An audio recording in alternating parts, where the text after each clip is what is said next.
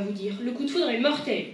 Mais vous devez sûrement vous demander, mais de quel coup de foudre parle-t-elle? Eh bien des deux, car il est bien connu que le coup de foudre météorologique, autrement dit, une décharge électrique aérienne qui s'accompagne d'une vive lumière que l'on nomme éclair, et d'une forte détonation fait des morts chaque année. Mais savez-vous que le coup de foudre sentimental, la manifestation subite de l'amour pour une personne, fait elle aussi des victimes chaque année? Cette si belle métaphore, mais comment est-ce possible? Alors aujourd'hui, je vais vous le prouver, que ces actions peuvent s'avérer mortelles, mais pas mortelles dans le sens trop bien, mais bel et bien au sens où il fait étreindre une vie ou un sentiment. J'aimerais vous faire part d'une histoire qui m'a profondément touchée. Je fus témoin d'un coup de foudre entre un homme et une femme, dans un parc, lors d'une promenade, un soir d'été. C'était un jeune homme brun, aux yeux verts. Il était très beau, prénommé Julien. Ce dernier rencontra le regard d'une jeune femme, Anaïs, avec dans son regard une part de mystère. Celui-ci fut tout de suite attiré par la jeune femme. De ce fait, il alla à sa rencontre, et ils tombèrent amoureux l'un de l'autre. Ils se regardèrent pendant un long moment dans les yeux, jusqu'à qu'un coup de foudre vint s'abattre près d'eux, les faisant revenir à la réalité dans un sursaut de peur. Eh bien, imaginons la suite de cette histoire, ce béguin naissant entre ces deux jeunes gens. Lors de ces premiers mois qui succédèrent la rencontre, les amoureux se voyèrent régulièrement, jusqu'au jour où Julien, pris d'un élan de courage, demanda la main de la jeune fille. Tout en joie, bien sûr, elle accepta. Le mariage commença donc à s'organiser, ainsi que l'enterrement de vie de jeune fille, l'enterrement de vie de jeune homme. Autrement dit, on peut comparer cela à la fin de leur vie de célibataire, qui va être éteinte, tournant une nouvelle page, afin d'écrire un nouveau livre à deux. Leur coup de foudre fut mortel pour leur vie de célibataire. Ou, rappelez-vous, je viens de vous décrire Anaïs comme mystérieuse. Alors, ce à quoi Julien ne s'attendra pas, tellement aveuglé par l'amour qu'il aura pour celle-ci, c'est qu'elle soit une personne mauvaise, toxique, comme on le dirait aujourd'hui. Car peut-être que Julien pense que c'est la femme idéale, la femme de sa vie, mais cependant, il ne s'attendra pas à ce qu'elle pourra lui faire. Elle pourrait le pousser à bout en l'humiliant, le rabaissant devant tout le monde, en le poussant à une dépression par exemple, ou pire jusqu'à la mort après de nombreuses humiliations. Car, comme le dit si bien la citation d'Hésiode, l'homme ne peut rien rencontrer de meilleur quand la femme est bonne, mais rien de pire quand elle est mauvaise. Mais on peut tout aussi bien imaginer qu'Anaïs soit bienveillante, de véritables âmes sœurs autrement dit. Cependant, le couple précisément traversera tant de mauvais moments qu'il aura tant traversé de bons. Un matin, Julien partira au travail, mais n'en reviendra jamais, car il aurait été victime d'un accident. La future mariée, ne se voyant plus vivre sans lui, décidera de mettre fin à ses jours. Vous savez, cette histoire, c'est comme les inséparables, ces oiseaux. Quand l'un part, l'autre se laisse mourir de chagrin. On peut donc dire que ce fut encore une fois une histoire d'amour lugubre, que ce coup de foudre les anéantit par leur destin. Eh bien, vous devez vous demander, mais de quel événement Julien était victime? Eh bien, je vais vous le dire, il fut la proie, ce matin-là, de son destin. Il perdit la vie lors d'un terrible orage qui mit sur sa route de nombreuses branches. Il descendit de son véhicule afin de libérer la chaussée pour poursuivre son chemin, mais un terrible coup de foudre vint s'abattre près de lui, lui provoquant une mort subite. Alors, j'aimerais connaître maintenant, comment pourriez-vous croire que le coup de foudre n'est pas mortel? Et ne me dites pas le contraire, car il est certain que celui-ci l'est bel et bien. Alors Laurette, je te souhaite bon courage pour prouver le contraire. Et comme le dit si bien la citation de Pellegrino Soricelli, d'un coup de foudre il y a coup et foudre, le premier assassine et le second calcine. Donc lorsqu'il fait de l'orage, restez chez vous, tous aux abris surtout. Si vous ne voulez pas finir comme notre pauvre Julien, car mourir seul ne doit pas être génial, il doit y avoir de bien plus belles morts. Et surtout, méfiez-vous de l'amour, un coup de foudre peut cacher un coup de couteau. La vie ne tient qu'à un coup de foudre, alors profitez-en. Une devinette, ça vous dit? On en a peur quand on est petit, mais on en rêve quand on devient grand. Il est toujours impressionnant et ne laisse jamais indifférent. Un grand bruit en résulte toujours, on en parle souvent en amour. Eh bien, vous l'avez deviné, je parle ici du coup de foudre. Comme je le disais, tout le monde rêve d'y faire face. Physiquement, évidemment, bien qu'il ne soit pas mortel. Dans les films d'amour, les coups de foudre sont inévitables.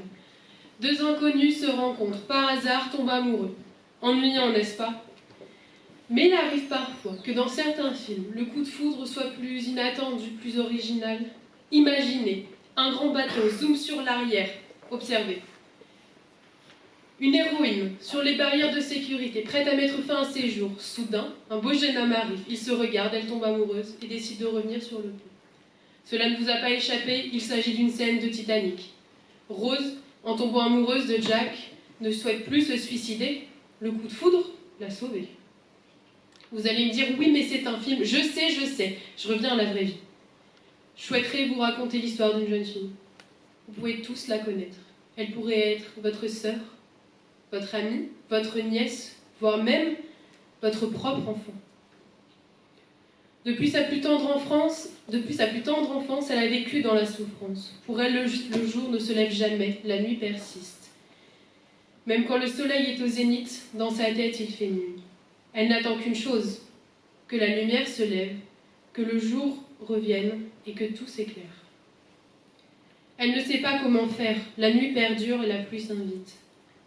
Soudain, comme si cela n'était pas assez, dans cette nuit noire, l'orage éclate, la foudre frappe. Coup de foudre. Au fond, ce fameux coup de foudre dont on fait si grand cas, ne serait-il pas qu'un choc de cymbales, qu'un roulement de tambour ou qu'un accord parfait? La foudre tombe sans avertir, la musique lui tombe dessus sans prévenir, et elle s'est retrouvée, sans vraiment savoir comment jouer d'un instrument. À chaque note jouée, elle se retrouve envahie d'ocytocine, de dopamine ou encore d'endorphine. Pour faire simple, elle se sent bien, elle est heureuse. Chaque note jouée, chaque coup frappé, chaque respiration même, éclaire sa vie et aide peu à peu le jour à se lever. La foudre l'a frappée en une fraction de seconde, mais son effet perdure et perdurera. La musique fut son premier amour et sera son dernier, comme pourrait dire John Miles. Alors, si on ne peut pas appeler ça un coup de foudre, comment l'appelleriez-vous? Alors qu'elle recommençait à perdre espoir et à broyer du noir, l'orage est revenu. Elle a toujours entendu dire que la foudre ne frappe jamais deux fois au même endroit. Eh bien, elle est la preuve vivante qu'il faut une exception à chaque règle. L'orage a éclaté, la foudre a à nouveau frappé. Coup de foudre. Cette fois, ce n'est pas un, mais deux éclairs qui l'ont touché. Improbable, impossible, allez-vous me dire, mais la puissance d'un coup de foudre est inversement proportionnelle à sa probabilité. Alors là, je vous laisse imaginer. Elle a donc été de nouveau touchée. Je ne vous parle pas d'un coup de foudre amoureux, non, mais amical. Pour chacun d'eux, à quelques années d'écart, je vous l'accorde, elle a senti une sorte de connexion instantanée, évidente, facile. Il y a des amitiés foudroyantes qui fondent les âmes d'un seul éclair, a dit Lamartine. N'avez-vous pas l'impression que c'est ce qui lui est arrivé? Une chose est sûre, elle n'avait pas prévu de rencontrer ces deux personnes, mais elles sont entrées dans sa vie sans qu'elle ne puisse agir et ont tout changé. Elles ont su placer au-dessus de leur tête un soleil si puissant, se nourrissant de leur joie, de leur rire, de leur fou rire, que jamais il ne se couchera. Cette jeune fille remercie donc la foudre de l'avoir frappée et ses amis de l'avoir relevée. Alors qu'un après-midi d'été, elle se remémorait les bons moments passés, il y eut un orage de beau temps et la foudre a à nouveau frappé. Coup de foudre. Comme on dit, jamais 203, et c'est ainsi qu'elle a vu pour la première fois la réalité. Les nuages se sont, une bonne fois pour toutes, dissipés. Et elle vient de se rendre compte d'une chose, que la vie vaut la peine d'être vécue. Ce dernier coup de foudre l'a enflammée, et tel un phénix, elle a su renaître de ses cendres. Elle a choisi de se saisir de cette renaissance et de croquer la vie à pleines dents. Elle a découvert la beauté de notre monde, les joies de la vie. Une sortie en famille, un verre entre amis ou même un fou rire en cours, ces choses simples lui sont apparues comme par magie. Suite au coup de foudre passé, elle a redécouvert la vie, en est tombée amoureuse car elle s'est rendue compte qu'elle n'en avait qu'une. Un coup de foudre pour la vie paraît étrange, dit comme cela, mais c'est bien comme ça qu'elle l'a ressenti. Je suis sûre que le cas de cet enfant n'est pas un cas isolé. Bien d'autres personnes ont pu ressentir de tels sentiments après un coup de foudre, qu'ils soient amoureux, amical, pour une passion ou pour la vie. La joie, le bonheur, l'amour, même l'euphorie, tous ces sentiments font rêver, n'est-ce pas?